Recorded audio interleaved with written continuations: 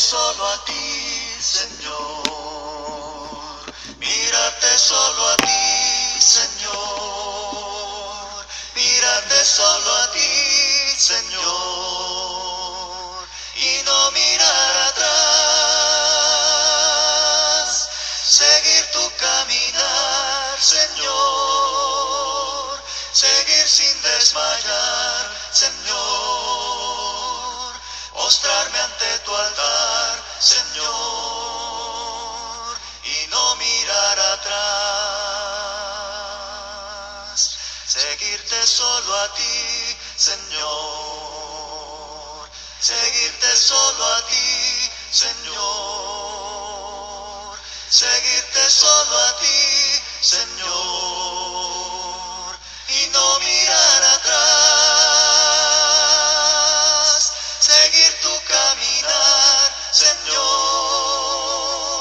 Seguir sin desmayar, Señor. Postrarme ante tu altar, Señor, y no mirar atrás. Servirte solo a ti, Señor. Servirte solo a ti, Señor. Servirte solo a ti, Señor, y no mirar atrás. Seguir tu caminar, Señor. Seguir sin desmayar, Señor. Postrarme ante tu altar, Señor, y no mirar atrás. Amarte solo a ti, Señor. Amarte solo a ti, Señor. Amarte solo a ti, Señor, y no mirar atrás. Seguir tu caminar, Señor. Seguir sin desmayar, Señor. Postrarme ante tu altar, Señor, y no mirar atrás.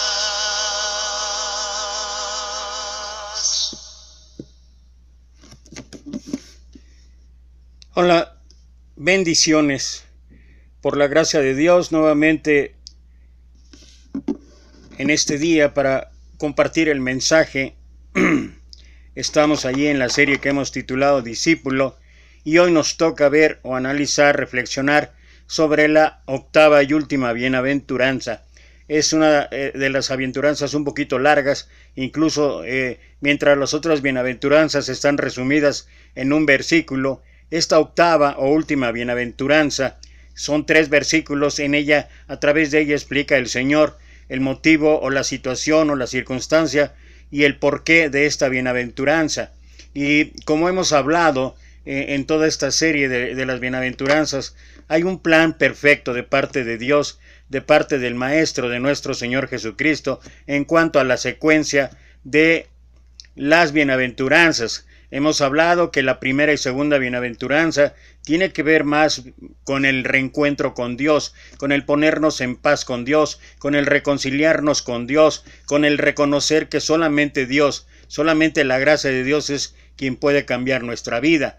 Y luego a través de la tercera hasta la séptima bienaventuranza, nuestro Maestro establece diversas situaciones o diversas circunstancias en que nosotros tenemos que actuar a causa de esa buena relación que podamos tener con Dios. Pero esta octava bienaventuranza nos hace ya realmente, a mí me hace recordar, sobre todo después de haber pasado un tiempo con los discípulos, llega el momento en que el Señor manda a sus discípulos y los manda a predicar y los manda a poner en práctica todo lo que habían aprendido, y les dice: los mando como ovejas entre lobos, y le da una serie de instrucciones. Y ahora sí llega el momento de poner en práctica todo lo aprendido, y es esta forma, la manera en que el Señor repite esta enseñanza en las bienaventuranzas. Y esta bienaventuranza que encontramos ahí en Mateo capítulo 5 del versículo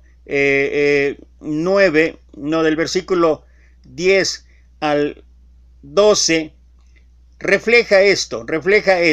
¿Cómo es que realmente damos testimonio? ¿Cómo es que realmente se ve que nuestro cambio, nuestra actitud, nuestro carácter, nuestros pensamientos, nuestras acciones cambian cuando ya estamos dentro del campo de batalla? El campo de batalla me refiero ante todas las situaciones que ocurren en este mundo. Y voy a permitirme leer solamente en la versión Reina Valera y después lo voy a volver a leer en la traducción lenguaje actual. Dice el Señor: bienaventurados los que padecen persecución por causa de la justicia, porque de ellos es el reino de los cielos. Bienaventurados sois cuando por mi causa os vituperen y os persigan, y digan toda clase de mal contra vosotros mintiendo. Gozaos y alegraos, porque vuestro galardón es grande en los cielos, porque así persiguieron a los profetas que fueron antes de nosotros. La traducción lenguaje actual lo escribe de esta manera: Dios bendice a los que son maltratados por practicar la justicia, pues ellos forman parte de su reino. Dios los bendecirá a ustedes cuando por causa mía la gente los maltrate y diga mentiras contra ustedes. Alégrense, pónganse contentos, porque van a recibir un gran premio en el cielo. Así me maltrataron también a los profetas que vinieron antes de ustedes. En una u otra forma, en cualquiera de las dos versiones, habla el Señor, habla nuestro Maestro acerca de enfrentar persecución, de enfrentar vituperios, de enfrentar sufrimientos. Y habla que dentro de este clima de persecución, dentro de este clima de situaciones diversas, situaciones que nos pueden sumir en profundas tristezas, que nos pueden sumir en tremendas dudas, que nos pueden sumir en depresiones, que nos pueden sumir incluso en desconfianza de creer que Dios está en el control, pero que finalmente, como lo dice el Señor, gozaos y alegraos. Y el Señor explica de una u otra manera el por qué debe existir en nuestra vida esto. Y creo que a través de la Escritura, nosotros encontramos grandes ejemplos de hombres y mujeres que verdaderamente sufrieron persecución en diversas formas, incluso persecución hasta la muerte, persecución que tuvo que ver con su integridad física, persecución que tuvo que ver con su familia, que tuvo que ver con expulsarlos incluso de su propia ciudadanía e incluso literalmente apartarlos tal como si fueran leprosos. Pero de una u otra manera, esos grandes ejemplos en la Escritura nos reflejan que finalmente ellos alcanzaron un galardón. Y podemos hablar muchísimos pasajes, muchísimos textos en cuanto a lo que significa esta persecución y cómo se da esta persecución. A mí en lo particular me encanta sobre todo cuando veo yo ahí en el capítulo 11 de Hebreos, el capítulo que muchos hablan o dicen como la galería de la fe. Me encanta a partir del versículo 32 o 33, que es cuando después de que termina de enumerar que por la fe habla de Moisés, habla de Abraham, habla de muchísimos personajes históricos que todos conocemos y que fueron grandes hombres y grandes mujeres en la fe. Pero particularmente ese último tramo que habla, y son casi 6 o 7 versículos, se refiere a personas comunes como tú y yo, que a lo mejor no hicieron grandes cosas, pero su reacción, su actitud y sobre todo su perseverancia y fidelidad a hacer lo que Dios mandaba y ordenaba, a permanecer listos, firmes para seguir en el camino del Señor, es lo que realmente puede significar un testimonio excelso para nuestras vidas, para ver que nosotros podemos llegar a realizar lo mismo. Me voy a permitir primero compartir esta reflexión que tiene que ver con un análisis, no precisamente superficial, pero sí un análisis somero acerca de estos 3 versículos, de esta bienaventuranza. Y es importante porque nos va a mostrar de una u otra manera qué es lo que estaba queriendo decir nuestro Maestro. todos los seres humanos hemos sido perseguidos por alguna razón en algún momento de la vida. Sin embargo, esto no significa, escuchemos esto. Esto no significa que todas las persecuciones sean por causa de practicar la justicia. ¿Por qué? Número 1, practicar la justicia consiste en obrar conforme a la palabra de Dios en todos los asuntos de la vida diaria, con el único propósito de mostrar a Dios como el hacedor de todo lo justo y el dueño de nuestra vida. El que practica la justicia bíblica no se atribuye a sí mismo lo bueno que hace, sino que retoma las palabras que escribió el apóstol Pablo ahí en su primera carta a los Corintios, capítulo 15, versículo 10. Pero por la gracia de Dios soy lo que soy, y su gracia no ha sido en vano para conmigo.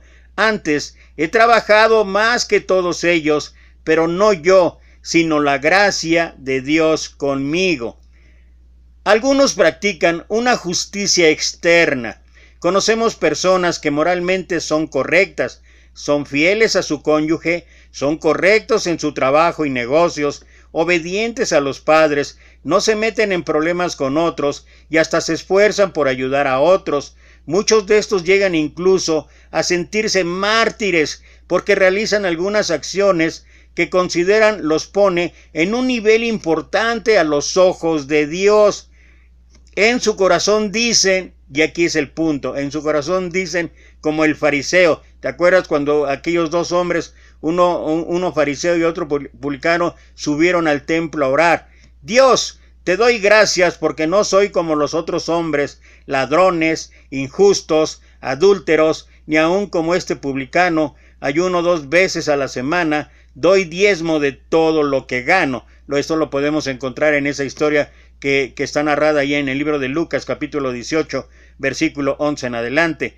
Otro ejemplo de justicia externa concebida por el hombre es el joven rico. No adulteraba, no mataba, no robaba, no era mentiroso, honraba a sus padres, pero cuando Jesús le pidió dejar sus riquezas y entregarlas a los pobres y que tendría tesoro en el cielo, el joven rico, dice ahí la escritura, se entristeció. El contexto nos muestra que despreció la salvación que Jesús le ofreció por la posesión de sus riquezas. Este era un justo injusto. Es la historia que encontramos también en Lucas, capítulo 18, versículo 18 al 23. Muchas de las persecuciones a cristianos no son necesariamente, y esto me encanta, esa reflexión, estuve leyendo a la hora de estar preparando el estudio, lo estuve leyendo una y otra vez, y estuve pensando en muchas de las situaciones, circunstancias, no solamente de mi vida personal y las actitudes que yo he tenido, sino también lo que he visto a través del ministerio que nos ha permitido, por la gracia de Dios, a mi esposa y a mí, durante estos últimos 15 o 20 años. Muchas de las persecuciones a cristianos no son necesariamente por hacer lo que el hombre cree justo o injusto. Algunos dicen, me están persiguiendo porque soy cristiano, mis vecinos no me quieren, hablan mal de mí, se burlan de mí, etcétera, etcétera, etcétera. Pero cuando se analiza la situación, la persecución no es porque el sujeto sea cristiano, sino porque está viviendo indecorosamente o desordenadamente, accede a trabajos que deshonran a Dios, no paga sus deudas, se entromete en los asuntos de otros, tiene costumbres que afectan a otros, da consejos basados en la carne. Es lógico que a quien así vive sufre persecución por esto. Por eso Pedro habla acerca de esto, pero es un pasaje que voy a leer más tarde, ahí en Primera de Pedro capítulo 2, prácticamente voy a leer casi todo el capítulo, porque refleja mucho lo que habla este comentario, y aquí me voy a permitir hablar acerca de un asunto que recién ocurrió y que todos fuimos testigos de esto. Recién que comenzó la pandemia, recién que comenzó la instrucción de no tener que salir, de tener que abstenernos por medida sanitaria de las conglomeraciones, de no estar más de 5 o 10 personas ubicadas en un lugar, y cuando se habló específicamente de que las iglesias tendrían que cerrar sus lugares de reunión simplemente porque era un lugar donde fluían muchas gentes, yo vi una cantidad de gente, no solamente en las congregaciones, incluso en las redes sociales, desgarrándose las vestiduras, echándose silicio, ceniza, hablando de que y citando el texto totalmente fuera de contexto, porque ahí fue una cuestión específica, lo que pasó Pedro y Juan cuando les ordenaron que no hablasen, fíjate, que no hablasen en el nombre de Jesús. Y ellos dijeron, es necesario obedecer más a los hombres que a Dios. Y esa era la frase favorita de todos aquellos que se molestaron, que dijeron, no lo vamos a permitir, porque nosotros somos cristianos, nosotros tenemos que hacer la voluntad de Dios, y nosotros no vamos a dejar de reunirnos. Y yo me acuerdo que si bien es cierto que algunas iglesias siguieron el protocolo de atender las indicaciones sanitarias, de atender las indicaciones del gobierno, simplemente sin entrar en profundidad acerca de este asunto, lo que habla el libro de Romanos capítulo 13, pero que también habla el apóstol Pedro en el capítulo que voy a leer posteriormente. Habla acerca de someterse, de sujetarse, y habla simplemente como una medida, con una medida de seguridad. Y qué tristeza es que muchos de aquellos que se molestaron, que hablaron de que no, nos están quitando el cristianismo y todo eso, y luego la realidad que pasó en los siguientes 30, 40, 50, 60 días y hasta lo que llevamos ahorita, tuvimos que experimentar en carne propia las situaciones, las circunstancias de mucha gente contagiada, de mucha gente haber llegado al hospital, de empezar a ahí encontrar ya ahora pidiendo oraciones por la recuperación de tales o cuales personas, y finalmente, tristemente, tener que padecer la muerte de mucha gente, y mucha gente ya después conocida, y solamente hasta ese momento nos dimos cuenta de que realmente debíamos haber atendido las indicaciones, pero esa es esa es religiosidad, esa es la persecución malentendida, porque no tenía nada que ver eso con lo que realmente teníamos que seguir. Dice ahí en el libro de Proverbios, primero en el capítulo 24 y luego 27, el avisado ve el mal y se esconde, pero el simple, o sea, en la traducción al lenguaje actual dice, pero el tonto ve, sale y recibe el mal. Y luego lo repite en el capítulo 27, dice, el avisado ve el mal y se esconde, pero el tonto o el ve el mal y daña a otros. Primero recibe el daño y luego daña a otros. Y eso es exactamente lo que ocurrió, y eso es exactamente lo que pasó. Y qué tristeza, qué desesperación es que simplemente malentendamos o que argumentemos circunstancias, situaciones, y que queremos hablar de sana doctrina cuando la realidad era tan simple. Jamás nos prohibieron a hablar de Dios, jamás nos prohibieron seguir hablando de Dios, seguir predicando las buenas nuevas, seguir hablando en el nombre de Jesús, jamás lo hicieron. Pero nosotros, sobre todo aquellos que mantenemos una religiosidad externa, que mantenemos un cristianismo externo, un cristianismo aparente, tuvimos que pagar o tuvimos que entender las consecuencias de no tomar las medidas adecuadas. Y eso es lo que el comentario, es el comentario que habla, que compartí, y eso es lo que habla el apóstol Pedro ahí en el capítulo 2, en su primera carta. Entonces es necesario entender perfectamente. Si vamos a estar viendo algunos ejemplos acerca de hombres, y particularmente voy a compartir con ustedes algo que me encanta dentro de todos los personajes en la escritura, tanto en el Antiguo como en el Nuevo Testamento. Me encanta, lo he predicado algunas veces, y de verdad me fascina ese ejemplo, el ejemplo de Juan el Bautista, pero me gustaría compartirlo a través de una historia que narra uno de mis autores que ya mencioné, Max Lucado, y me gusta porque lo enfoca de una manera natural, lo enfoca de una manera común, una manera entendible, pero lo vamos a ver. Esto es algo de los que realmente sí sufren persecución, y vamos también a estar viendo el ejemplo del apóstol Pablo, de cómo él sí, eso sí se llama persecución, no persecución como los que muchos argumentaron, que nos estaban poniendo en la disyuntiva, obedecer a los hombres o obedecer a Dios. Por favor, hermanos, no se desgarren las vestiduras, entiendan perfectamente que simplemente fue una medida, y a partir de ese momento hasta ahora, después de que llevamos ya en esa pandemia más de 50 días, qué triste es confrontar la verdad con situaciones reales y situaciones que nos han entristecido de una u otra manera a muchos. Los que practican la justicia divina padecen persecución. Esto es lo que enseña Pablo en su segunda carta a Timoteo, capítulo 3, versículo 12. La naturaleza del cristiano es alumbrar en un mundo lleno de tinieblas. Los hombres que están en las tinieblas se sienten heridos con la luz, así que es normal que la rechacen, que la aborrezcan y que no vengan a la luz para que sus obras no sean reprendidas.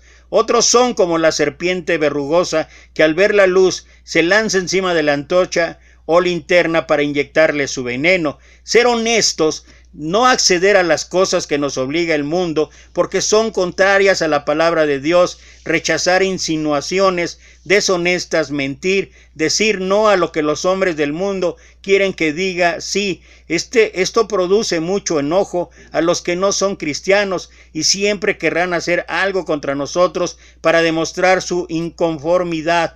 Un ejemplo de esta situación es lo ocurrido a José, cuando no quiso acceder a las insinuaciones adúlteras de la mujer de Potifar y terminó en la cárcel. No nos debemos extrañar de que estas situaciones acontezcan, tampoco nos debemos desanimar ni amedrentar delante de nuestros perseguidores. Si haciendo lo bueno sufrimos y lo soportamos, esto ciertamente es aprobado delante de Dios y para esto fuimos llamados. Y vuelvo a hacer referencia a que esto lo vamos a leer ahorita con más detenimiento en la primera carta del apóstol Pedro, capítulo 2 en adelante. Finalmente, hacer lo que es justo es lo normal en la vida del cristiano, como lo normal en el incrédulo es hacer lo injusto. También es normal que el justo sea perseguido, como es normal que el injusto persiga. No todas las persecuciones ocurren por obrar justamente, algunas son por vivir indecorosamente. ¿Qué tipo de persecuciones sufre usted por andar en la luz? Y esto es una realidad, y esa es una realidad que vivimos, y no tenemos que escondernos, ni tenemos que callar la verdad. Es la realidad que se vive en muchos cristianos, que vivimos en muchas congregaciones. Aparentemente somos celosos de la sana doctrina, aparentemente somos celosos de la buena enseñanza, y es a través, incluso hasta a veces del conocimiento, en que justificamos que somos obedientes a lo que Dios manda, pero nuestra vida refleja otra situación totalmente diferente. Hay gente que de alguna u otra manera no cumplió o no tuvo cualquiera que sea la felicidad, la satisfacción, etcétera, en un matrimonio y se separó. Y de todas maneras se tiene que seguir atendiendo a los niños, pero a pesar de que se ha separado y que esto no se hace legalmente, ya se inició otra relación. ¿Y sabes qué? ¿Sabes qué es lo más triste y qué es lo que no nos damos cuenta? Es que aparentemente, con una vida de piedad pensamos que esto puede quedar oculto. Pero te digo una cosa, y te lo digo a la manera en que me ocurrió en una casa donde vivíamos hace 28, casi recién que iniciamos en el cristianismo. Teníamos una casa y enfrente empezaron a construir las casas y obviamente en la construcción de las casas había muchos albañiles. ¿Y sabes qué aprendí? Que los albañiles se daban cuenta de todas las actividades, de todos los horarios, de la entrada y salida de todos los que estábamos en casa, no solamente de la de nosotros, sino lo de todos los demás. Ellos día a día se percataron las actividades y ¿sabes qué? Finalmente cuando un día previo o prácticamente cuando terminaron de construir las casas y que acabó su trabajo casualmente, ese día se robaron las llantas de 2 automóviles, uno del trabajo uno del trabajo que tenía yo y otro personal, y se robaron todas las llantas y nos preguntábamos quién fue, y otro vecino nos dijo, ay vecino, pues ¿cómo quién fue? Fueron los albañiles. Tal vez estaba mintiendo, tal vez estaba asumiendo algo, pero lo que sí aprendí, lo que sí es cierto y lo que tú puedes darte cuenta es que nuestra vida está siendo observada, y si tú o yo decimos ser cristianos, es cuando más nos tienen ahí en la lupa, y es cuando más se dan cuenta no solamente de nuestras actitudes, no solamente de nuestras acciones, no solamente de nuestro testimonio, sino de todas y cada una de las cosas que hacemos. Entonces luego nos preguntamos, ¿por qué no nos llevamos bien con los vecinos? Porque los vecinos dicen, ¿cómo es posible que el que habla de Dios, habla del cristianismo, habla de llevar una vida honesta, y le pasa esto y le pasa al otro? No quiero abundar en detalles, pero así es lo que pasamos muchos cristianos, y la verdad es una serie de situaciones y circunstancias, y luego nos preguntamos, es que no me hablan porque soy cristiano y soy perseguido. Eso no es persecución, eso no es persecución en ninguna de las formas que lo queramos ver. Eso no es lo que realmente pasa, eso realmente no es lo que ocurre. Y por eso me gustaría compartir contigo esto que habla acerca de específicamente de Juan el Bautista. Y era un hijo del desierto, cara apergaminada, piel bronceada, vestimenta hecha de pieles de animales. Lo que poseía cabía en un bolsillo, sus paredes eran las montañas y su techo las estrellas, pero ya no. Su frontera fue encerrada por paredes, su horizonte está oculto, las estrellas son recuerdos, el aire fresco casi ha sido olvidado, y el hedor del calabozo recuerda implacablemente al hijo del desierto, que ahora es un cautivo del rey. Al parecer de cualquiera, Juan el Bautista se merece un trato mejor que este. Al fin y al cabo, ¿no es acaso el mensajero que va delante de Cristo? ¿Acaso no es pariente del mismo Mesías? En última instancia, no es suya la valiente voz del arrepentimiento, pero recientemente esa voz, en vez de abrir la puerta de la renovación, ha abierto la puerta a su propia celda de prisión. Los problemas de Juan comenzaron cuando le llamó la atención a un rey. Era un viaje a Roma. El rey Herodes sucumbió a la seducción de la esposa de su hermano Herodías, decidiendo que a Herodías le convenía más estar casada con él. Herodes se divorció de su esposa y trajo a su cuñada a vivir con él. Los columnistas de chismes estaban fascinados, pero Juan el Bautista estaba enfurecido. Saltó sobre Herodes como un escorpión del desierto y llamó al matrimonio por su nombre real, adulterio. Herodes probablemente lo habría ignorado, pero no así Herodías. Esta seductora y sensual mujer no tenía intención de que quedara expuesta su condición de trepadora social. Le dijo a Herodes que quitara a Juan del círculo de conferencias y lo echara al calabozo. Herodes dio vueltas y demoró hasta que ella susurró y lo sedujo. Entonces Herodes cedió. Pero eso no fue suficiente para su amante. Hizo que su hija se paseara delante del rey y sus generales en una fiesta. Herodes, que se dejaba engañar tan fácilmente cuando se emocionaba, prometió hacer cualquier cosa por la linda jovencita vestida con taparrabos. ¿Cualquier cosa? Lo que pidas, dijo él baboseando. Ella consultó a su madre, que esperaba en el pasillo. Luego regresó con su pedido: quiero a Juan el Bautista. ¿Quieres una cita con el profeta? No. Quiero su cabeza, respondió la bailarina, y después, ante un gesto afirmativo de su madre, agregó: sobre una bandeja de plata, si no te molesta. Herodes miró los rostros de los que lo rodeaban. Sabía que esa petición no era justa, pero también sabía que todos lo estaban mirando, y él había prometido cualquier cosa. A pesar de que personalmente no tenía nada en contra del predicador campesino, valoraba las encuestas de la opinión pública mucho más que la vida de Juan. Al fin y al cabo, ¿qué importa más? ¿Evitar hacer el ridículo o evitar la muerte de un profeta excéntrico? La historia destila injusticia Juan muere porque Herodes codicia. El bueno es asesinado mientras los malos se ríen. Un hombre de Dios es asesinado mientras un hombre apasionado, adúltero, le hace guiños a su sobrina. ¿Es así como Dios recompensa a sus ungidos? ¿Es así como honra a sus fieles? ¿Es así como Dios corona a sus elegidos con oscuro calabozo y reluciente espada? La incoherencia fue más de lo que Juan podía soportar.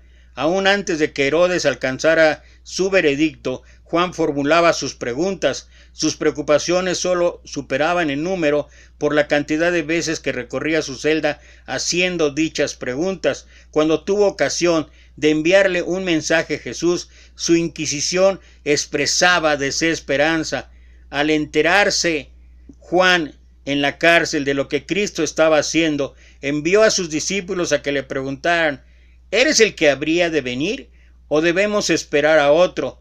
Nótese lo que motivaba a la pregunta de Juan. No era solamente el calabozo ni la muerte siquiera, era el problema de las expectativas no satisfechas, el hecho de que Juan estuviera en dificultades profundas y Jesús siguiera adelante con sus asuntos como si nada.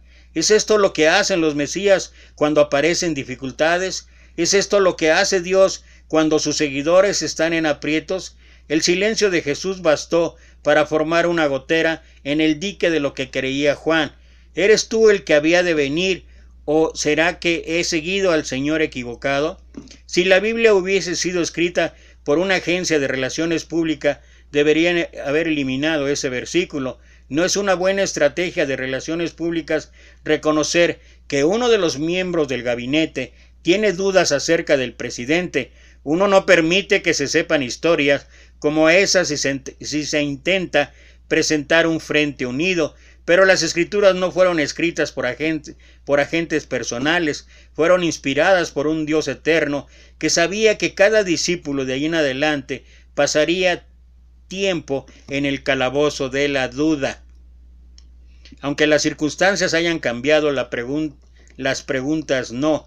Las mismas son formuladas cada vez que los fieles sufren las consecuencias de los infieles, cada vez que una persona da un paso en la dirección correcta para luego tropezar y caer de bruces, cada vez que una persona hace una obra de bien pero sufre resultados malignos, cada vez que una persona adopta una posición pero acaba cayendo sobre su rostro. Las preguntas caen como lluvia. Si Dios es bueno, ¿por qué me duele tanto?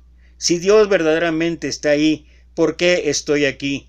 ¿Qué hice para merecer esto? ¿Será que esta vez Dios se equivocó?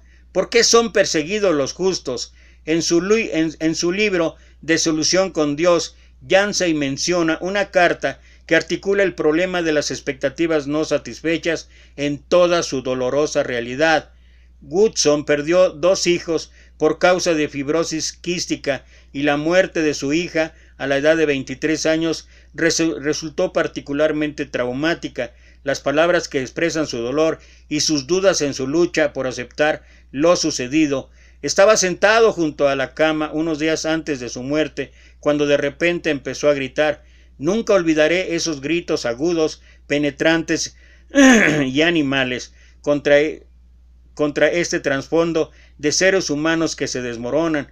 Fue que Dios podría haber ayudado. Contempló a una mujer joven devota a él, bastante dispuesta a morir por él para darle la gloria, y decidió quedarse inmóvil y permitir que su muerte se ubicara en los primeros puestos en las cartillas de horror de muertes por fibrosis quística. ¿Será que a veces Dios permanece inmóvil? ¿Será que Dios alguna vez decide hacer nada? ¿Será que Dios opta por el silencio cuando estoy gritando con toda la fuerza posible? Hace algún tiempo llevé a mi familia a una venta de bicicletas para comprarle una a mi hija que tenía 5 años. Había elegido una reluciente con asiento tipo banana y medallitas de aprendizaje, y mi hija de 3 años decidió que quería una también. Le expliqué a mi hija que no tenía edad suficiente. Le dije que todavía tenía dificultades con el pedaleo y que era demasiado pequeña para una bicicleta. No hizo caso, igual quería una. Le expliqué que cuando fuese un poco mayor también recibiría una. Sencillamente se quedó mirando. Intenté decirle que una gran bicicleta le causaría mayor dolor que placer, más raspones que emociones. Giró la cabeza sin decir palabras. Finalmente suspiró y esta vez le dije que su padre sabía lo que más le convenía. Su respuesta la gritó con fuerza suficiente para que escucharan todos los que estaban en el negocio. Entonces, quiero un papá nuevo. A pesar de que las palabras provenían de la boca de una niña, comunicaban los sufrimientos de un adulto. La desilusión exige un cambio de mando. Cuando no estamos de acuerdo con el que dicta las órdenes, nuestra reacción suele ser igual que la de mi hija, igual que la de Juan el Bautista. ¿Seré el indicado para la tarea? O como lo dijo Juan, ¿eres tú el que habría de venir o debemos esperar a otro? Mi hija, con sus poderes de razonamiento de una niña de 3 años, no podía creer que una bicicleta nueva fuera menos que ideal para ella. Desde su punto de vista sería la fuente de bienestar eterno, y desde su punto de vista el que tenía el poder de conceder ese bienestar estaba permaneciendo inmóvil. Juan no podía creer que cualquier cosa, exceptuando su liberación, sirviera el mejor interés de todos los involucrados. Según su opinión, era hora de practicar un poco de justicia y ponerse en acción, pero el que tenía el poder estaba permaneciendo inmóvil. No puedo creer que Dios se quede sentado en silencio cuando un misionero es echado de un país extranjero, o un cristiano pierde una promoción por causa de sus creencias, o una esposa fiel es víctima de abuso por parte de un esposo incrédulo. Estas son solo 3 de muchas cuestiones que han llegado a la lista de muchas oraciones, todas ellas oraciones que parecen no haber sido contestadas.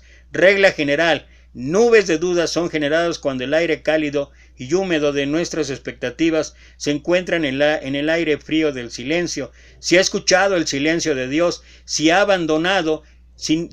sido abandonado en el calabozo de la duda, no deje este libro hasta ver el capítulo siguiente. Tal vez aprenda, como lo hizo Juan, que el problema no se trata tanto del silencio de Dios, sino de su habilidad para oír. Y quiero terminar esta historia, ya no leyendo lo del resto que escribe, lo quiero terminar hablando acerca de esto y en cuestión de ver qué fue lo que pasó ahí, qué fue lo que ocurrió ahí.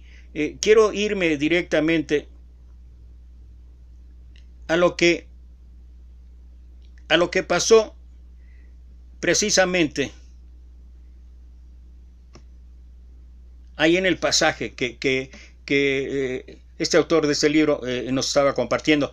Dice Lucas capítulo 7 versículo 18: los discípulos de Juan el Bautista fueron a contarle todo lo que Jesús hacía. Por eso Juan envió a 2 de sus discípulos para que le preguntaran a Jesús si él era el Mesías o si debían esperar a otro. Cuando llegaron a donde estaba Jesús, le dijeron: Juan el Bautista nos envió a preguntarte si eres el Mesías o si debemos esperar a otro. En ese momento Jesús nota la respuesta de Jesús. La respuesta de Jesús no fue lo que de alguna manera originaba la pregunta de Juan el Bautista, no fue de acuerdo a lo que Juan el Bautista pudiera haber estado preguntándose, o a lo que muchos de nosotros, cuando estamos en sufrimiento a causa de justas buenas, estoy hablando de gente que sigue a Dios, estoy hablando de gente que hace la voluntad de Dios y que a causa de ello va a tener persecución, va a tener vituperios, va a tener una situación nada fácil en su vida. En ese momento Jesús sanó a muchos que estaban enfermos y que sufrían mucho.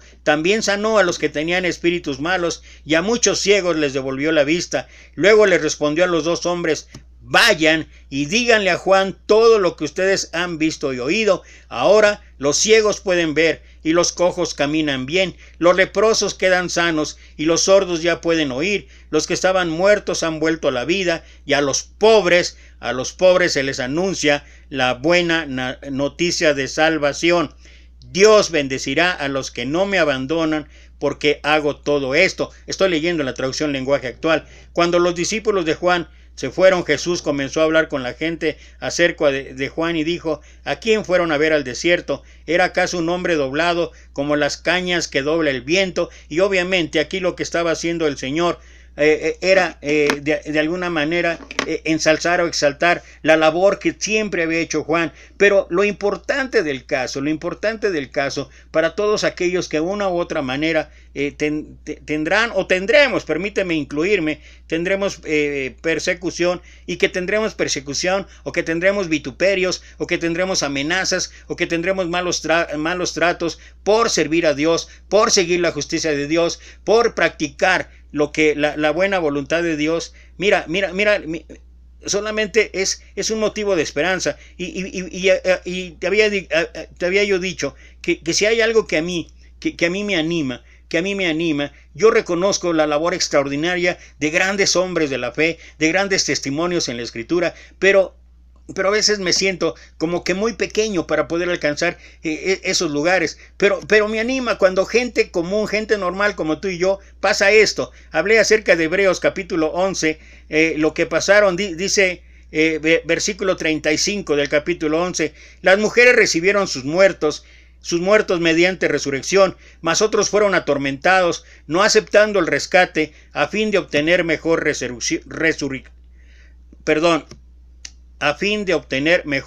resurrección. Otros experimentaron vituperios y azotes, y a más de esto, prisiones y cárceles. Y yo me pregunto, ¿quién de nosotros ha pasado esto? ¿Quién de nosotros ha vivido una situación así? Y no es el único ejemplo. Hay a través del libro de los Hechos muchísimos ejemplos. Y nosotros quejándonos de que no nos vamos a poder reunir, obedeceremos más a Dios que a los hombres. Es que ¿por qué mis vecinos me atacan? Es porque soy perseguido. Pues cambia tu vida. Da un buen testimonio en tu vida. O sea, veamos las cosas como realmente son. Otros experimentaron vituperios y azotes, y además de esto, prisiones y cárceles. Fueron apedreados, aserrados, puestos a prueba, muertos a filos de espada, anduvieron de acá para allá, cubiertos de pieles de ovejas y de cabras, pobres, angustiados, maltratados, de los cuales el mundo no era digno, errando por los desiertos, por los montes, por las cuevas y por las cavernas de la tierra. Y nota esto: y todos estos, aunque alcanzaron buen testimonio mediante la fe, no recibieron lo prometido, proveyendo Dios alguna cosa mejor para nosotros, para que no fuesen ellos perfeccionados antes de nosotros. Yo creo que cuando, no lo dice la Escritura, pero yo creo que cuando Juan recibió la noticia de lo que seguía haciendo Jesús, Juan pudo abrir los ojos del Espíritu, Juan pudo abrir los ojos del entendimiento y decir, tal vez como más tarde dijo el apóstol Pedro, somos peregrinos en este punto. Lo más importante después de una vida de fidelidad a Dios está ya en la eternidad. Es difícil comprender este concepto, pero es viable de poder vivirlo. Y yo sé que de una u otra manera Dios está en el control, y Dios está permitiendo que haya una madurez en cada uno de nosotros, si tenemos la disposición, si tenemos el deseo, si tenemos el sacrificio para seguir adelante a pesar de las situaciones, a pesar de las circunstancias, a pesar de todo lo que estamos pasando, a pesar de todo lo que estamos viviendo. Y en esta última bienaventuranza, en estos 3 versículos, el maestro nos quiere enseñar que la vida es dura, que la vida es difícil. Si alguno quiere venir en pos de mí, niéguese a sí mismo, tome su cruz cada día y sígame. Esa es la vida. Esa es la vida que te va a conducir contra la corriente del mundo, y esa es la vida que te va a conducir a llevar vituperios, a llevar persecución, a llevar una serie de situaciones y circunstancias que te van a hacer más difícil cada día el seguir hasta el final fiel. Pero Dios es justo y Dios es fiel. Y que prácticamente quiero estar terminando ya con esto que les dije que iba yo a compartir. Lo primero está aquí en lo que escribió precisamente el apóstol Pedro. Lo mencioné ahí en el capítulo 2, versículo 11 en adelante. Amados, yo os ruego como a extranjeros y peregrinos, eso es lo que somos. Somos extranjeros, somos peregrinos si es que llevamos una vida de fidelidad a Dios. De otra manera, de otra manera es ritualismo, es religión. Eso es lo que hemos vuelto el cristianismo. Que os abstengáis de los deseos carnales que batallan contra el alma, manteniendo buena vuestra manera de vivir entre los gentiles, para que en lo que murmuran de vosotros como de malhechores, glorifiquen a Dios en el día de la visitación, al considerar vuestras buenas obras. Por causa del Señor, someteos a toda institución humana, ya sea al rey como a superior, ya a los gobernadores como por él enviados para castigo de los malhechores y alabanza de los que hacen bien, porque esta es la voluntad de Dios.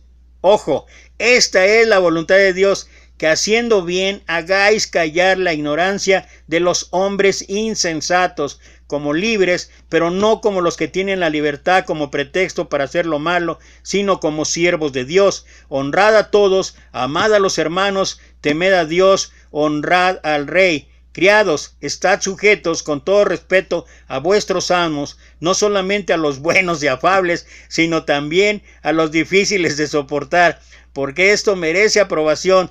Si alguno, a causa de la conciencia delante de Dios, sufre molestias, padeciendo injustamente, pues, nota esto, pues qué gloria es, si pecando sois abofeteados y lo soportáis.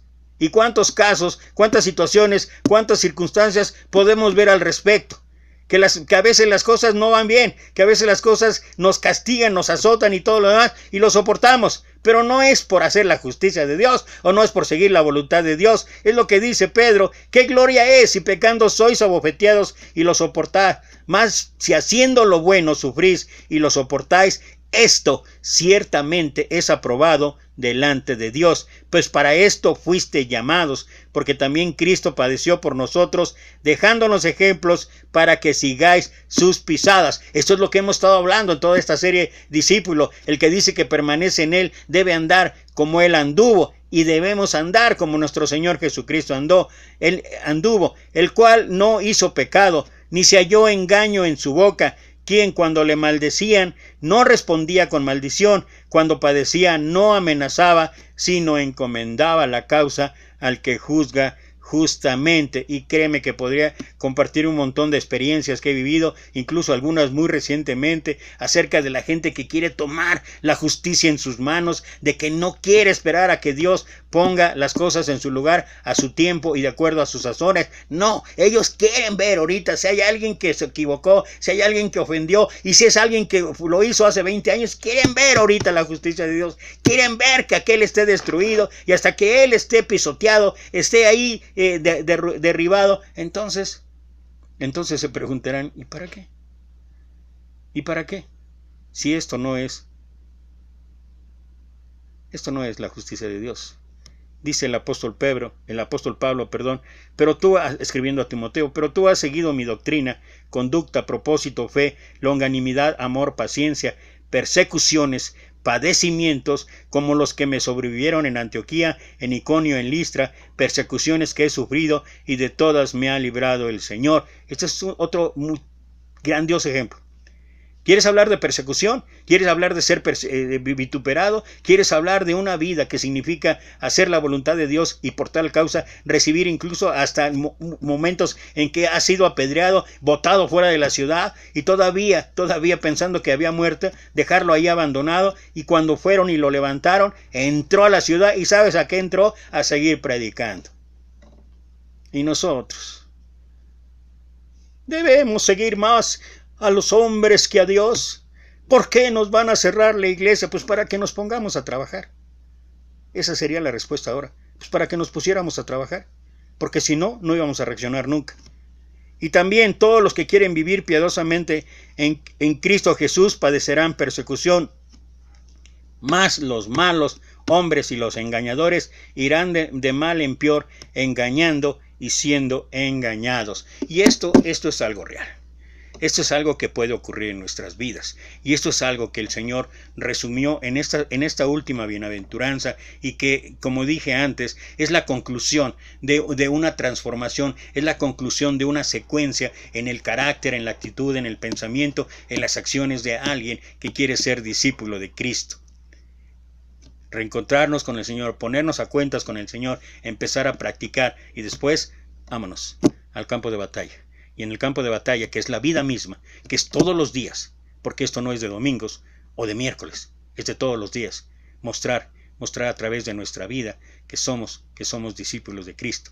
Y por eso es que el Señor dice, bienaventurados, dichosos, felices, cuando te halles en persecución, porque si te halles en persecución, ¿qué crees? Es que estás haciendo la voluntad de Dios. Si no está pasando nada en tu vida, si simplemente llevas una vida ritualista, religiosa, no va a haber problema. Nadie te va a perseguir. No vas a tener ningún problema. Vas a seguir igual. Porque tu vida, mi vida, no ha cambiado. Cambia cuando verdaderamente la gente ve algo diferente en nosotros. Cambia cuando somos un testimonio vivo del poder de Dios. Y pues gracias damos a Dios por toda esta enseñanza, que si la pusiéramos en práctica, créanlo, que las cartas serían el complemento, pero en realidad nuestra vida sufriría una transformación total si viviéramos estas 8 bienaventuranzas traducidas en lo que es la vida común, la vida cotidiana, la vida diaria. Pues gracias otra vez por estar aquí, a quienes pudieron conectarse. Gracias otra vez. Trataremos de tocar algunos puntos en el Sermón del Monte a partir de mañana. No sé si lo vaya a hacer todo completamente, pero es parte de la enseñanza del Maestro para alguien para todo aquel que aspire a ser realmente un discípulo de Cristo. Mientras tanto, te agradezco la atención. De todas maneras, voy a seguir compartiendo este mensaje y sé que me extendí, pero eran 3 versículos y podría seguir hablando. De verdad que hay tantas cosas que podemos hablar y tantas cosas que podemos decir y tantas cosas que enfrentar en nuestra realidad. Sobre todo eso.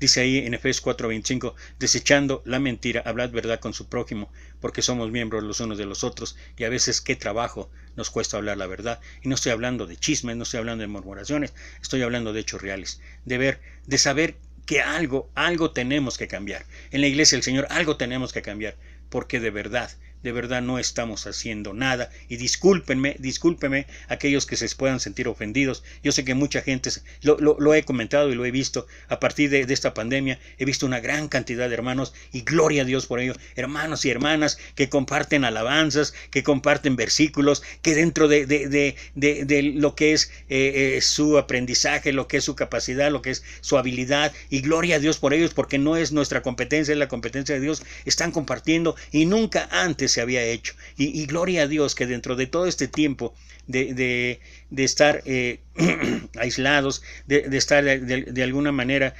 guardados por esto de la pandemia, pues nos ha dado la oportunidad de interesarnos en otras formas, en otras maneras de estar llevando finalmente el mensaje de salvación, y gloria a Dios por ello. Yo alabo y reconozco a Dios por tantos instrumentos que diariamente se esfuerzan. Recién vi en la mañana, me llegó un mensaje de un hermano que su frase es ¿qué creen? Y me encanta, pero es un hermano que en algún momento lo he escuchado y que decía, me he propuesto grabar un mensaje diario, y esto lo hizo antes de la pandemia, y lleva no sé cuánto tiempo haciéndolo, y lo hace para la gloria de Dios. Y qué bueno por todos aquellos que de alguna manera estamos tratando de imitar, que podamos llevar o compartir mensajes de edificación, mensajes que finalmente son para la honra y la gloria de Dios.